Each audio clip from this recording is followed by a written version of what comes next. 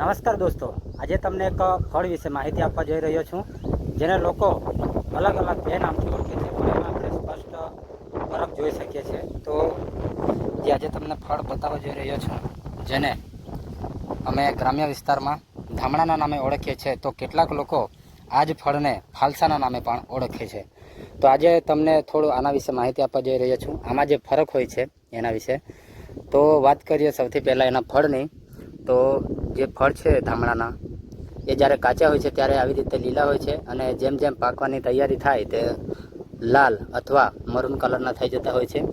જેના પાનની વાત કરીએ તો થોડા ખરબચડા અને રૂંવાટાદાર હોય છે, જે હૃદય આકારના હોય છે.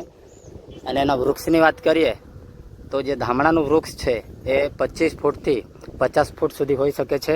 અને જે ફાલસા હોય છે એ એક ઝાડીદાર વૃક્ષ હોય છે, જે 6 ફૂટથી 10 ફૂટ જેટલું હોઈ શકે છે. અને જ્યારે એ ફળ પણ કાચે હોય છે ત્યારે લીલા, અને પાકે ત્યારે ગાઢ જાંબલી જેવા રંગના થઈ જતા હોય છે. આ જે ધામણા અને ફાલસા એ એક જ કુટુંબના હોવાથી એના જે પાન, એના ફળ અને એનું જે ઝાડ હોય છે, એની જે ઝાડી હોય છે એ એકબીજા સાથે મળતી હોય છે, જેના કારણે કેટલાક લોકો આને એક જ પ્રકારનું ફળ ગણતા હોય છે. તો 2 દિવસ પહેલાં મેં એક ફોટો નાખ્યો હતો, પણ ફોટા કરતાં તમને વિડીયોમાં વધુ સારી રીતે સમજાવી શકું એના માટે થોડો વિડીયો બનાવી રહ્યો છું, અને તમને આ ફળ બતાવી રહ્યો છું અને એની માહિતી આપવા જઈ રહ્યો છું.